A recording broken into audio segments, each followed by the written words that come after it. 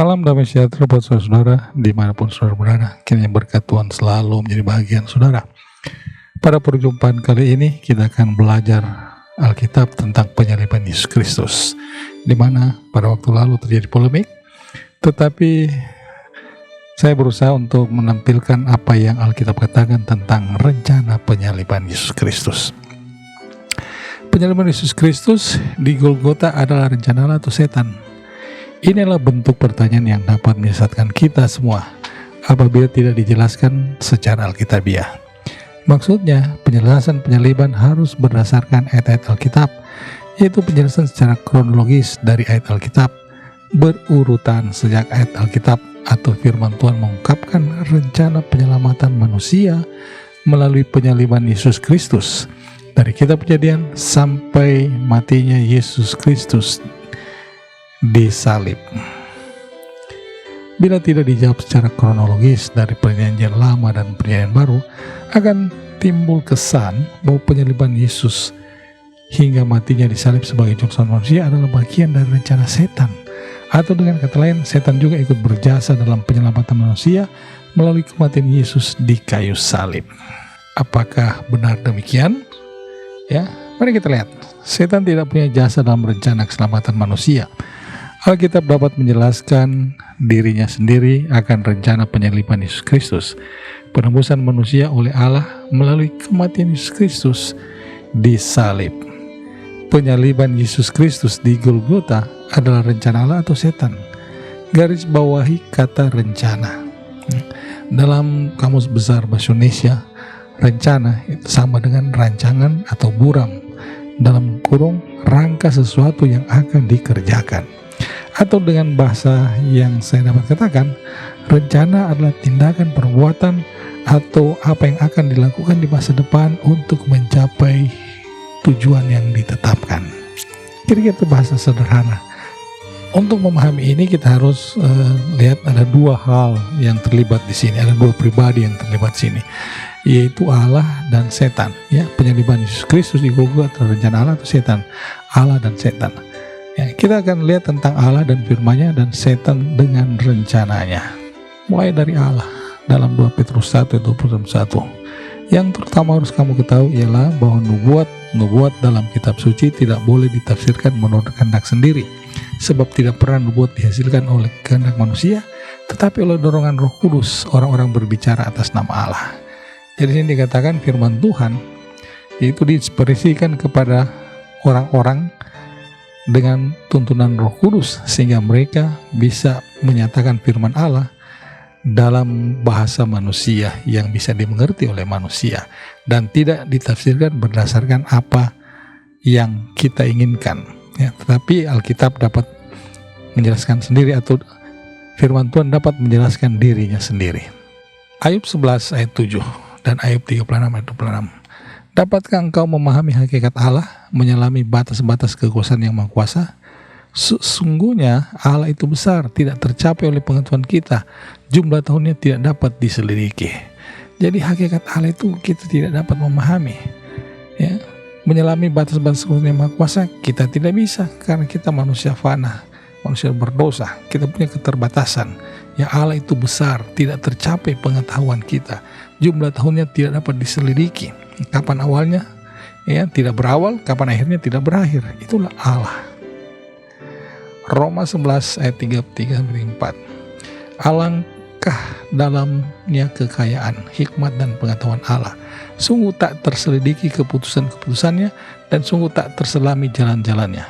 Siapa yang mengetahui pikiran Tuhan atau siapa yang pernah menjadi penasihatnya? Nah, ini rencana penyaliban Yesus Kristus ini adalah jalan-jalan Tuhan yang secara manusia, apalagi manusia yang berdosa, ya, tak dapat memahami sepenuhnya perwujudan kasih Allah dalam penyaliban Yesus Kristus.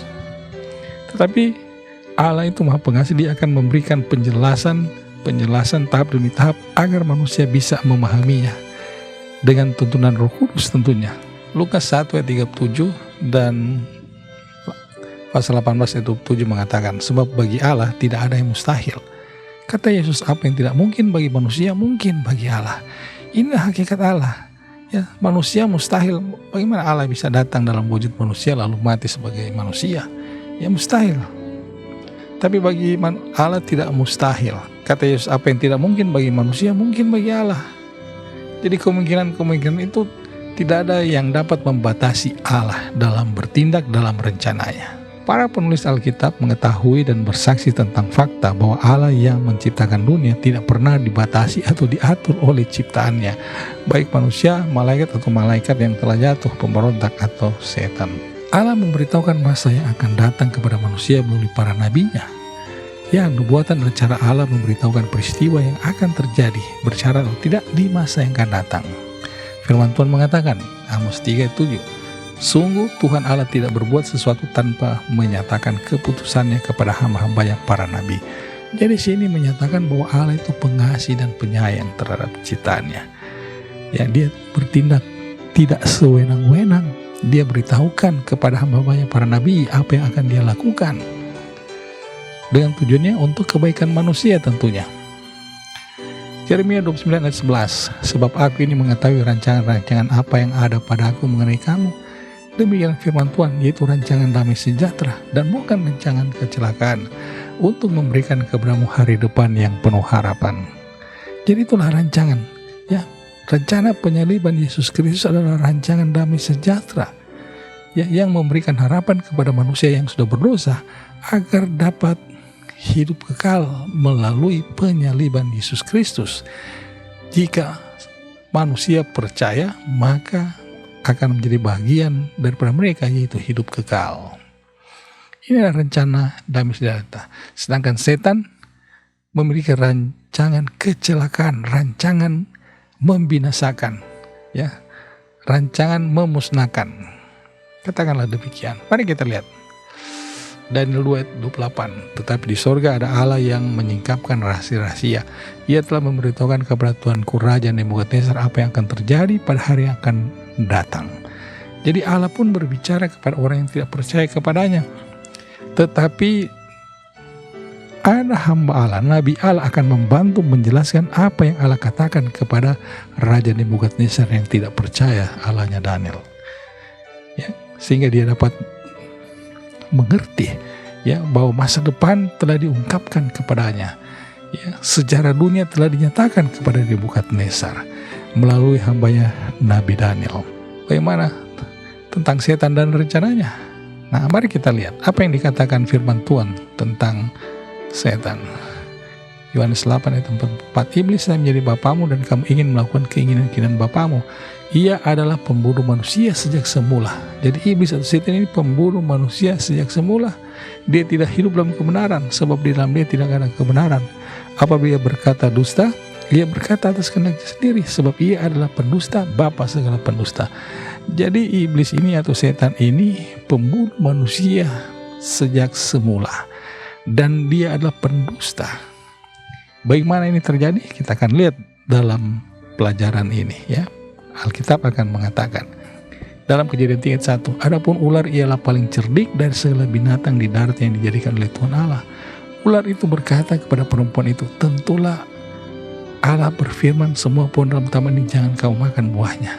Kita lihat, ya, dalam kejadian ini, dalam peristiwa ini, ular telah memutarbalikkan firman Tuhan. Dikatakan Allah berfirman, semua pohon dalam taman ini jangan kamu makan buahnya. Tetapi yang sebenarnya di dalam pasal sebelumnya, pasal 2 dikatakan, ya, ayat 6-9, semua pohon dalam taman ini boleh kau makan buahnya dengan bebas, tetapi pohon pengetahuan tentang yang baik dan jahat jangan kau makan. Bila dimakan maka mereka akan mati. Jadi kita lihat, ya, dusta yang dilakukan oleh setan terhadap Hawa dan Adam, dan mengakibatkan mereka berdosa. Akibatnya akan kita lihat nanti. Yeskiel 28 ayat 13-19. Kita baca ayat 15. Engkau tak bercela di dalam tingkah lakumu sejak hari penciptaanmu, sampai terdapat kecurangan padamu. Jadi pada waktu diciptakan, ia tak bercela, tetapi ada kecurangan, didapati ada kecurangan pada setan atau iblis. Apa kecurangannya itu? Mari kita lihat. dalam Yesaya 14 ayat 11 sampai 15. Ya, saya baca ayat 13 sampai 14.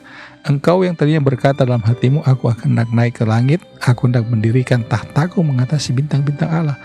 Jadi dia pun ingin bertahta mengatasi bintang-bintang Allah, artinya memerintah. Dan aku hendak duduk di atas bukit pertemuan jauh di sebelah utara.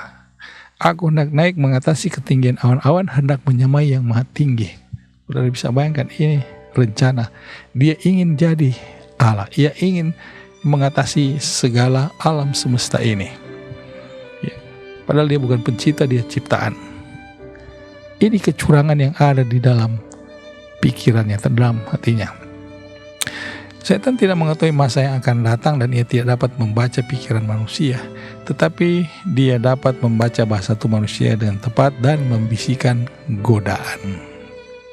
Nah, pelajaran selanjutnya itu rencana penyaliban Yesus Kristus atau penyelamatan penebus manusia dari dosa telah ada sejak semula, bahkan sebelum penciptaan. Kita bagi dalam 4 bagian. Sebelum bangsa Israel, itu dari Taman Eden sampai dengan Yakub, zaman bangsa Israel, ya, pada waktu mereka keluar dari Mesir, ya, dan sampai pada kelahiran Yesus, dan zaman Yesus, ya, sampai pada kematian Yesus Kristus, bagian ketiga, dan Injil sebagai kabar baik. Mari kita lihat apa yang dikatakan. Kejadian 3 ayat 14 dan 15. Lalu berfirmanlah Tuhan Allah kepada ular itu, karena engkau berbuat demikian, terkutuklah engkau di antara segala ternak, di antara segala binatang hutan, dengan perutlah engkau akan menjalar dan debu tanahlah akan kau makan seumur hidup. Aku akan mengadakan permusuhan antara engkau dan perempuan ini, antara keturunanmu dan keturunannya, karena keturunannya akan meremukkan kepalamu dan engkau akan meremukkan tumitnya. Ini ayat 15 ini adalah kabar baik pertama tentang rencana penyelamatan yang diungkapkan dalam Kejadian, ya.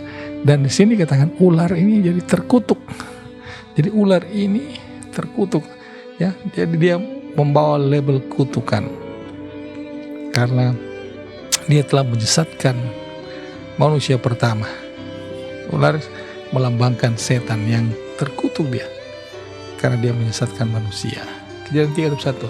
Dan Tuhan Allah membuat pakaian dari kulit binatang untuk manusia itu dan untuk istri itu, lalu mengenakan kepada mereka. Nah, peristiwa ini setelah kejadian Hawa dan Adam jatuh dalam dosa karena mendengar dusta daripada setan, maka mereka telanjang.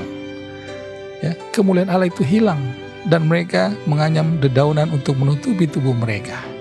Dan Allah membuat pakaian dari binatang, kulit binatang, dengan kata lain, ya, ada hewan yang dikorban, ada penumpahan darah untuk memberikan pakaian kepada manusia pertama yang telah jatuh dalam dosa.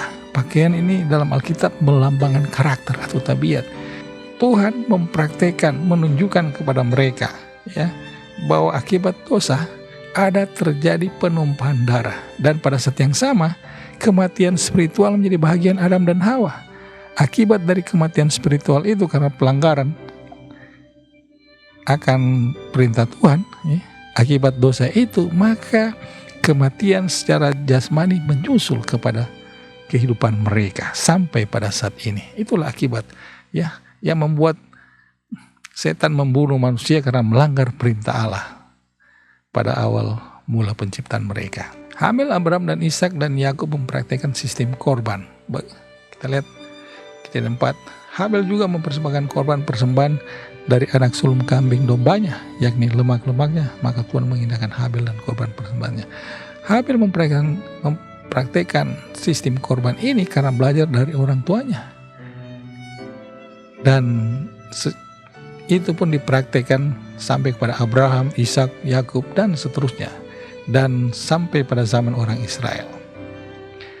Lalu Abraham menoleh dan melihat seekor domba jantan di belakang yang tanduknya tersangkut dalam belukar. Abraham mengambil domba lalu mengorbankannya sebagai korban bakaran pengganti anaknya. Dan Abraham menaik tempat itu. Tuhan menyediakan, sebab itu sampai sekarang dikatakan orang di atas gunung Tuhan akan disediakan.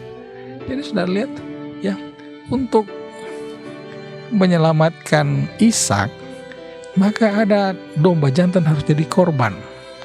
Perhatikan sini, tanduknya tersangkut. Artinya domba jantan ini tidak bisa menghindar, dia harus jadi korban. Dia tidak bisa melarikan diri. Dia harus jadi korban untuk mengganti Ishak. Dan Abraham naik tempat itu, Tuhan menyediakan.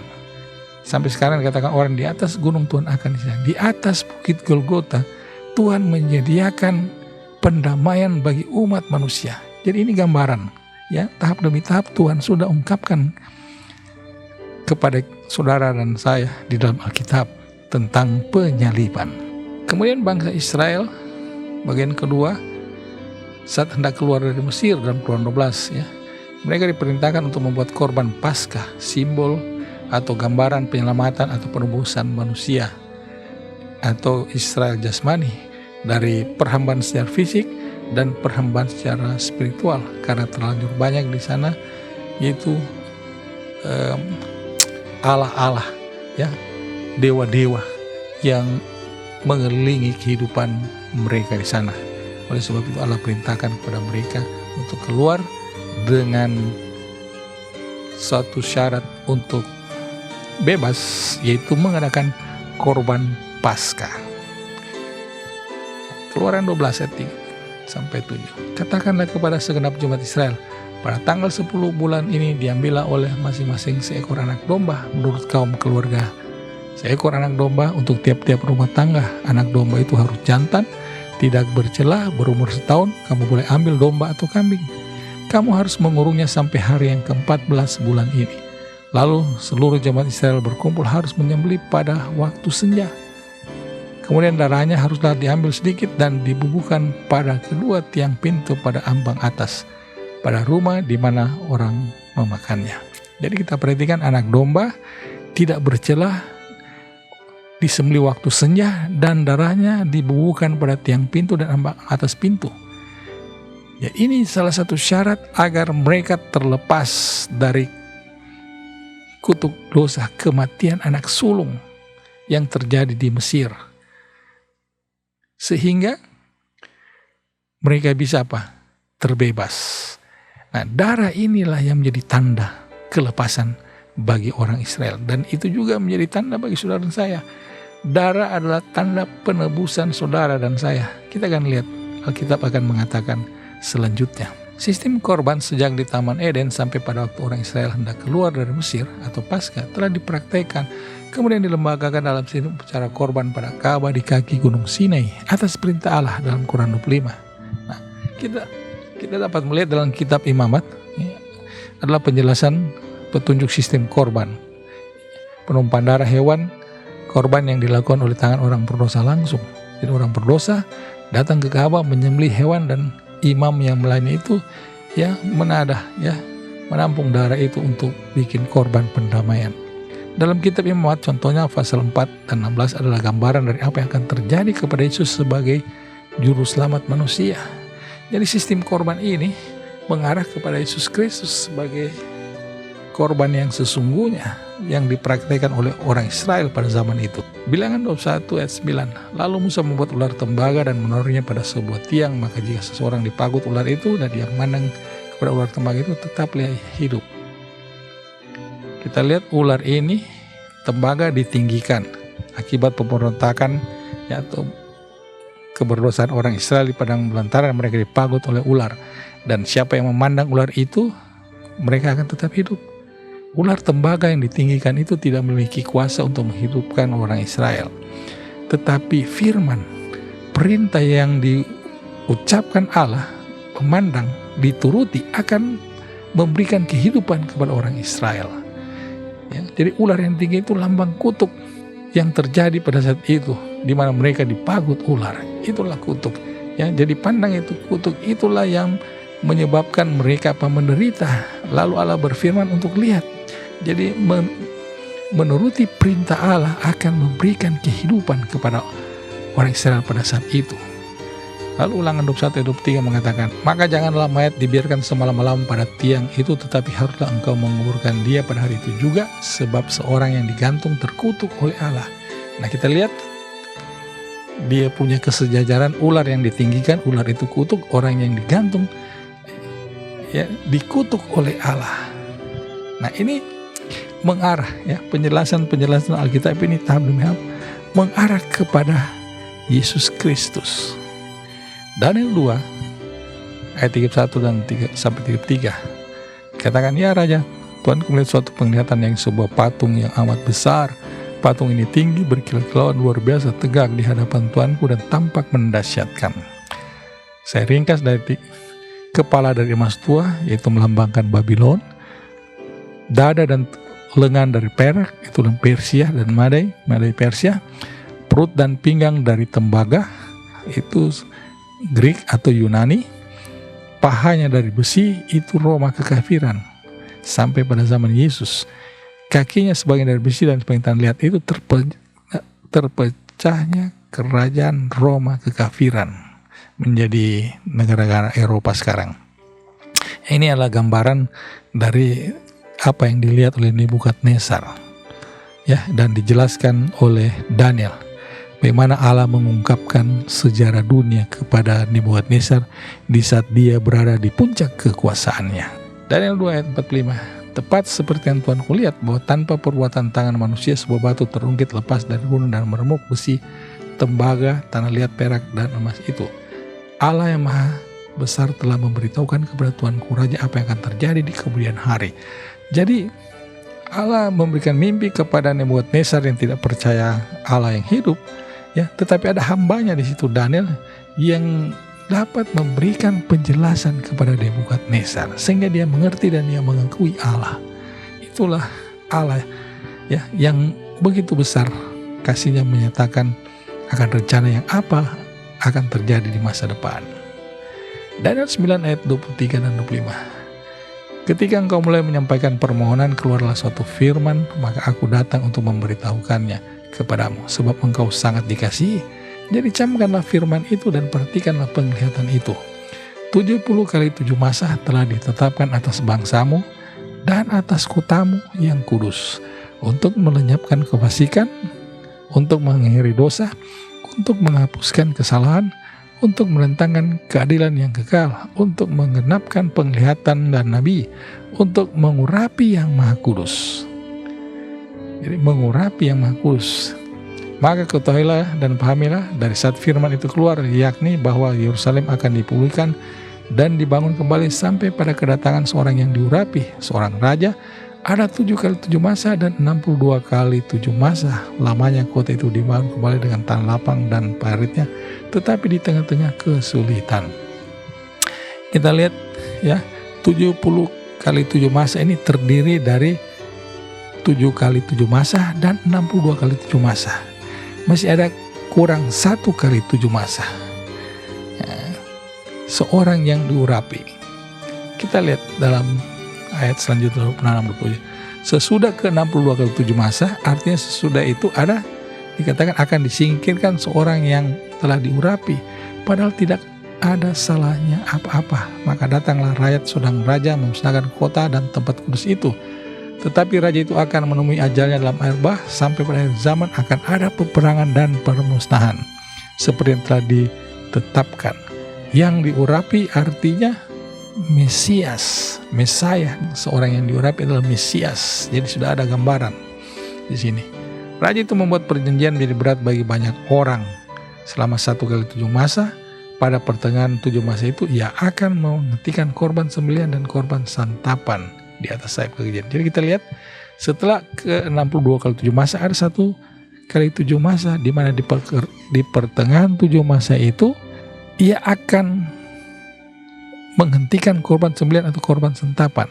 Ya, di sini katakan tidak ada salahnya apa-apa, ya, tapi dia disingkirkan pada pertengahan 1 kali 7 masa itu. Artinya dia apa?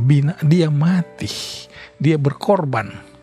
Dengan berkorban, ya, maka korban sembelihan dan korban santapan itu akan terhenti yang dipraktikkan oleh bangsa Israel di dalam Ka'bah di Yerusalem. Di mana di dalam Ka'bah di Yerusalem, ya, Ka'bah itu terbagi 2 bagian, bilik yang kudus dan bilik yang maha kudus. Ada tirai pemisah di antara kedua bilik itu. Jadi korban itu dibawa, kalau harian dibawa ke bilik yang kudus, tapi setahun sekali ada korban pendamaian, itu di darah hewan korban itu dibawa sampai ke bilik yang maha kudus. Nah inilah peristiwa ini adalah merupakan time setting peristiwa penyaliban yang digambarkan oleh Daniel di masa yang akan datang. Itu pada peristiwa Yesus Kristus. Dia akan menghentikan korban sembelihan dan korban santapan.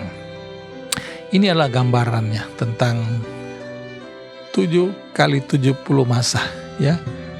7 kali 7 masa itu Daniel 9 ayat 25, lalu 62 minggu atau 62 masa yaitu Daniel 9 ayat 25, dan 1 kali 7 masa itu berawal dari tahun 27 sampai Kisah 34. Jadi itu totalnya 7 kali 70 masa, yaitu 490 tahun. Itu Daniel 9 ayat 24. Di mana di pertengahan 1 kali 7 masa itu dalam Matius 27:51 ia menghentikan korban sembelihan. Pada peristiwa ini tahun 31 AD, di mana Yesus Kristus disalibkan dan korban sembelihan terhenti di Ka'bah di Yerusalem karena tirai pemisah yang memisahkan milik kudus dan milik maha suci itu terbelah dua dari atas sampai ke bawah dalam Matius 27 ayat 51. Ya, sehingga peristiwa Paskah pada saat itu tidak bisa dilanjuti. Karena apa? Paskah itu darahnya harus dibawa ke bilik yang maha suci, tetapi bilik itu sudah menyatu sehingga tidak dapat lagi dilakukan korban pendamaian, karena korban pendamaian sesungguhnya terjadi pada waktu Yesus mati di kayu salib. Nah inilah time setting yang diungkapkan oleh Daniel dan kita akan buktikan sebentar. Nah time setting itu bagian daripada penglihatan 2300 petang dan pagi. Bagian ketiga zaman Yesus, Matius 1 ayat 18. Kelahiran Yesus Kristus adalah seperti berikut. Pada waktu Maria ibunya bertunangan dengan Yusuf, ya, mengandung dari Roh Kudus, sebelum mereka hidup sebagai suami istri, ia akan melahirkan seorang anak laki-laki. Engkau akan menamakan dia Yesus, karena dialah yang akan menyelamatkan umatnya dari dosa mereka. Jadi Yesus akan menyelamatkan umatnya dari dosa mereka, karena upah dosa adalah maut. Makanya Yesus menyelamatkan umatnya dari maut. Hal itu terjadi supaya genaplah difirmankan Tuhan oleh Nabi. Sesungguhnya anak dari itu akan mengandung dan melahirkan seorang anak laki-laki, dan mereka akan menamakan dia Immanuel, yang berarti Allah menyertai kita. Jadi Allah menyertai kita. Di mana itu dikatakan? Dalam Yesaya 7:14, sebab itu Tuhan sendiri yang akan memberikan kepadamu suatu pertanda. Sesungguhnya seorang perempuan muda mengandung dan akan melahirkan seorang anak laki-laki, dan ia akan menamakan dia Immanuel, Allah menyertai kita. Allah menyertai umatnya. Nah, peristiwa ini sudah diungkapkan Allah, difirmankan Allah jauh ratusan tahun sebelum kelahiran Yesus. Dan ini menguatkan rencana Allah untuk umat manusia agar tidak binasa dari kutukan dosa. Yohanes 1 ayat 29. Pada keesokan harinya Yohanes melihat Yesus datang kepadanya, berkata, lihatlah anak domba Allah yang menghapus dosa dunia. Kita lihat di sini anak domba Allah, ya, pada waktu ia berseru ini, ya, menuntun pemikiran para pendengar itu kepada anak domba Paskah. Menarik bukan?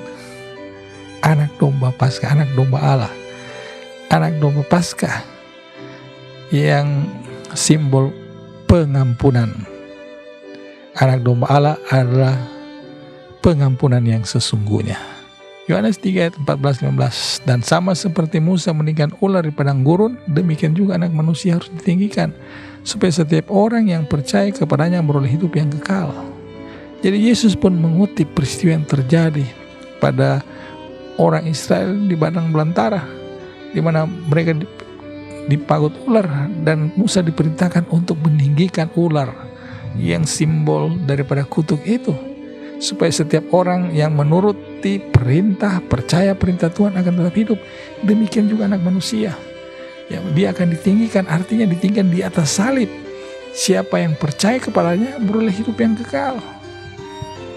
Jadi Yesus sudah ungkapkan bahwa dia akan mati dengan cara disalibkan.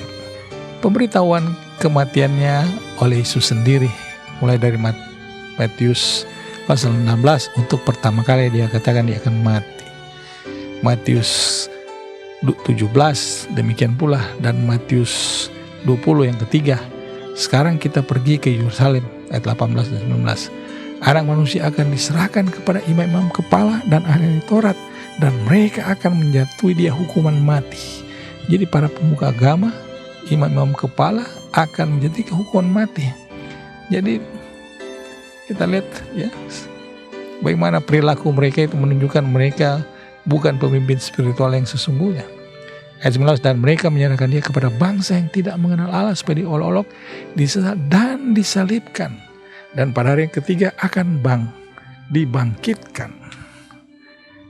Jadi Yesus sendiri sudah menyatakan bahwa dia akan dihukum mati, tetapi bukan bangsanya sendiri yang menghukum dia, tetapi orang-orang yang tidak mengenal Allah diolok-olok dan disesah lalu disalibkan. Yesus sudah nyatakan rencananya ini, ya sudah gamblang. Matius 26 ayat 1-5 juga mengatakan demikian. Ya, kita lihat. Kamu tahu, ini pemberitahuan keempat tentang kematiannya. Kamu tahu bahwa 2 hari lagi akan dirayakan Paskah, maka anak manusia akan diserahkan untuk disalibkan. Pada waktu itu berkumpullah imam kepala dan tua-tua bangsa Yahudi di istana imam besar yang bernama Kayafas, dan mereka merundingkan rencana untuk menangkap Yesus dan tipu muslihat untuk membunuh dia. Jadi kita lihat tipu muslihat, pendusta. Mereka sudah dikuasai oleh setan untuk membinasakan anak manusia. Nah, ya, jadi rancangan-rancangan kecelakaan setan inilah ya untuk membunuh manusia, tapi penyaliban ini Allah gunakan ya Allah balikan menjadi rancangan damai sejahtera buat umat manusia yang percaya kepadanya. Sistem hukuman mati bagi orang Yahudi yang lazim adalah melontari dengan batu sampai mati.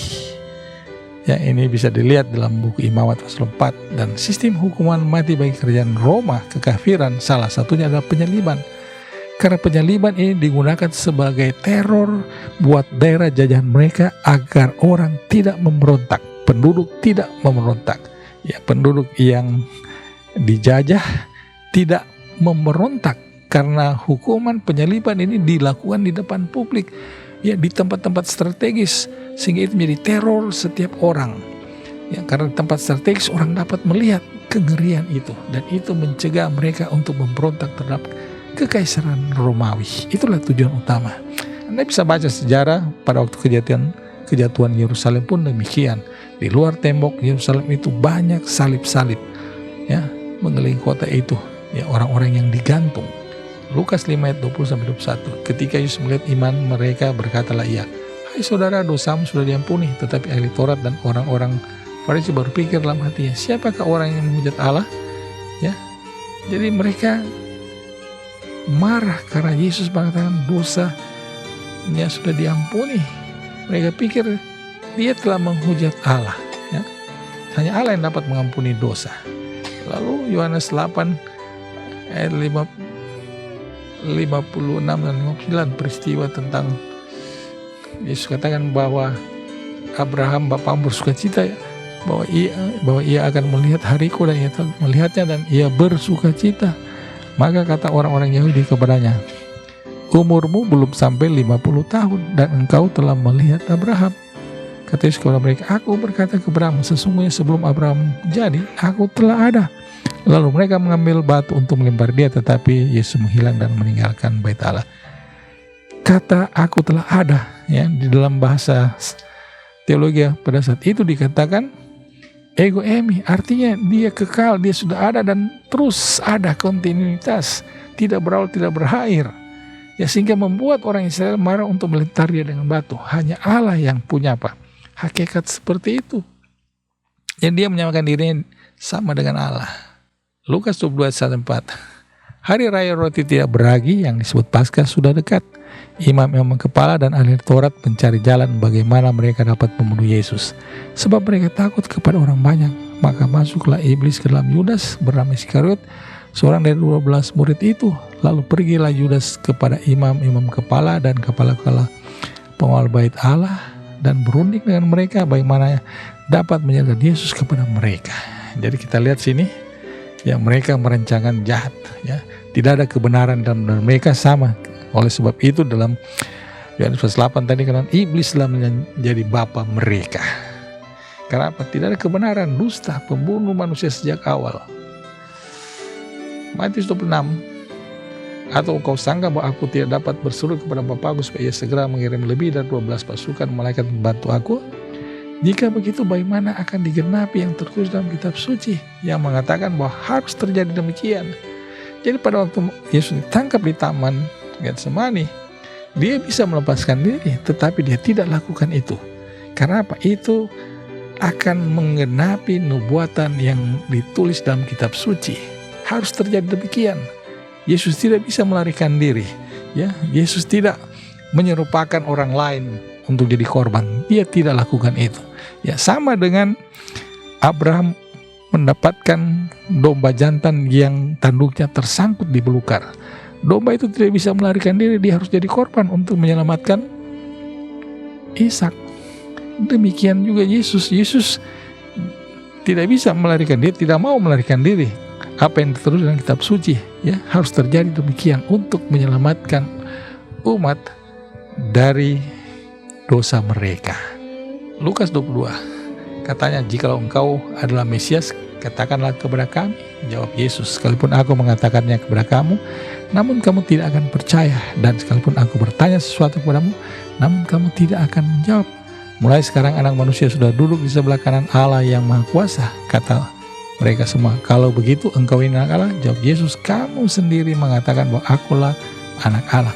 Lalu kata mereka, untuk apa kita perlu kesaksian lagi? Kita ini telah mendengar dari mulutnya sendiri yang mengatakan bahwa Yesus itu adalah Allah. Maka hukuman bagi orang yang menghujat Allah ada dilontari dengan batu.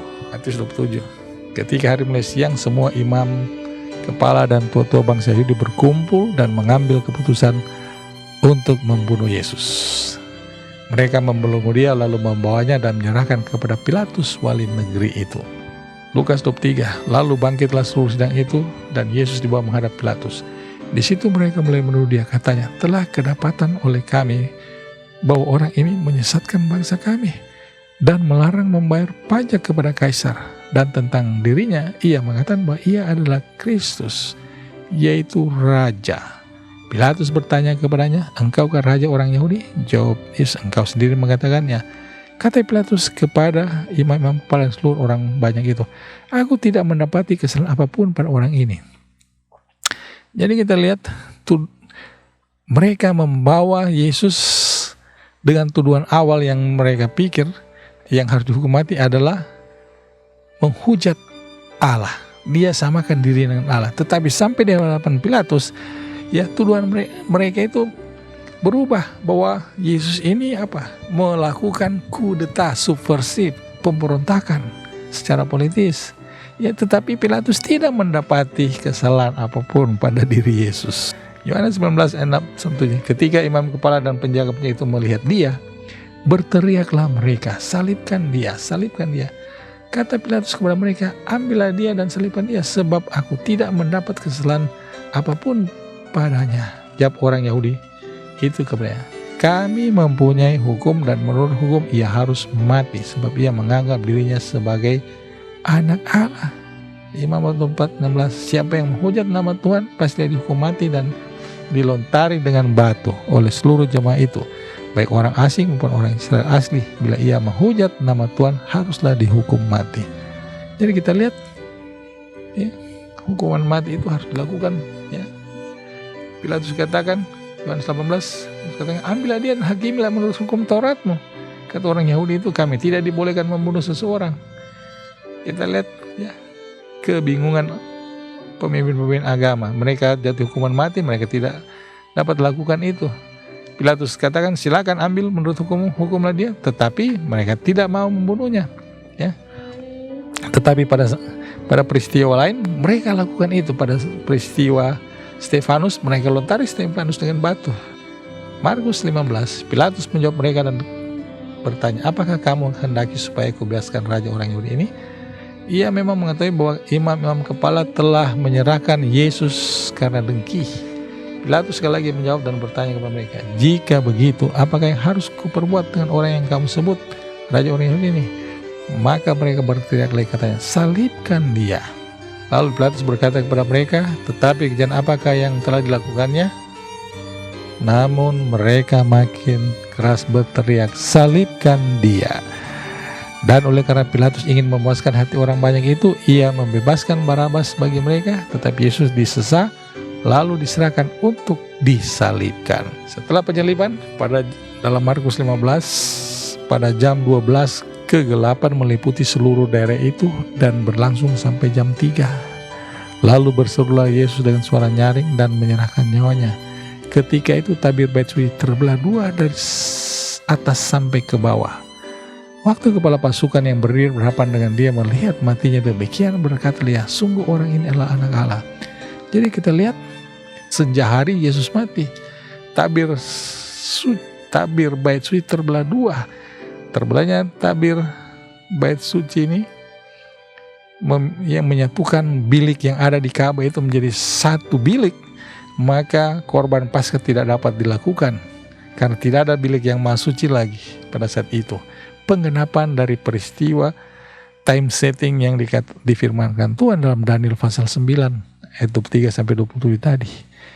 Ya, menghentikan korban sembelihan dan korban santapan. Pada pertengahan 1x7 masa itu, firman Tuhan dengan akurat menepati nubuatan itu, peristiwa itu. Yohanes 19 ayat 31 mengatakan demikian, ya. Karena hari itu hari persiapan, supaya pada hari Sabat mayat-mayat itu tertinggal tergantung pada kayu salib. Sebab Sabat itu adalah hari besar, maka datanglah orang-orang Yahudi kepada Pilatus meminta kepadanya supaya kaki orang-orang itu dipatahkan dan mayat-mayatnya diturunkan. Apabila seorang berbuat dosa sepadan dengan hukuman mati lalu dihukum mati, kemudian kau gantung dia pada sebuah tiang, maka janganlah mayat itu dibiarkan semalam-malaman, tetapi haruslah engkau mengurung dia pada hari itu juga, sebab orang yang digantung terkutuk oleh Allah. Jadi Yesus tergantung, mati tergantung di kayu salib, itu adalah kutuk yang dia emban adalah kutuk umat manusia karena dosa. Jadi dia harus menanggung kutuk itu, sehingga dia dikatakan, ya, terkutuk orang yang digantung di kayu salib. Padahal dia tidak salah apa-apa. Yohanes 19 ayat selanjutnya dikatakan, ketika mereka sampai pada Yesus dan melihat bahwa ia telah mati, mereka tidak mematahkan kakinya, tetapi seorang dari antara prajurit menikam lambungnya dengan tombak dan segera mengalir keluar darah dan air. Sebab hal itu terjadi supaya genaplah yang tertulis dalam kitab suci, tidak ada tulang yang akan dipatahkan. Ya, syarat domba Paskah kita sudah lihat bahwa tulangnya tidak dipatahkan dalam Keluaran 12 tadi, ya. Mari kita lihat ayat selanjutnya dikatakan dalam Bilangan 9:12 sama dengan Keluaran 12 ayat 46. Janganlah mereka meninggalkan sebagian daripadanya sampai pagi, dan satu tulang pun tidak boleh dipatahkan menurut ketetapan Paskah. Jadi Yesus memenuhi syarat sebagai anak domba Paskah, anak domba Allah yang menjadi korban Paskah sesungguhnya. Dia tidak bercela, tidak bercacat, tidak pernah ada dusta dalam mulutnya, dibuktikan oleh Pilatus dan kepala penjaga pada waktu kematiannya. Dan tulangnya tidak dipatahkan dan darahnya tercurah untuk memberikan jaminan keselamatan, kehidupan kekal bagi siapa yang percaya kepadanya.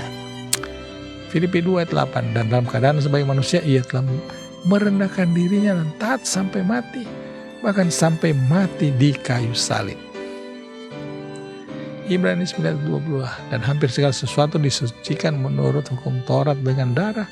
Tanpa penumpahan darah tidak ada pengampunan. Harus ada penumpahan darah agar ada yang dapat hidup, ada yang bisa dihidupkan. Tanpa penumpahan darah tidak ada pengampunan.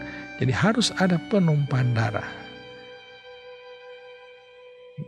Ibrani 10, di dalam hukum Taurat hanya terdapat bayangan saja dari keselamatan yang akan datang dan bukan hakikat dari keselamatan itu sendiri.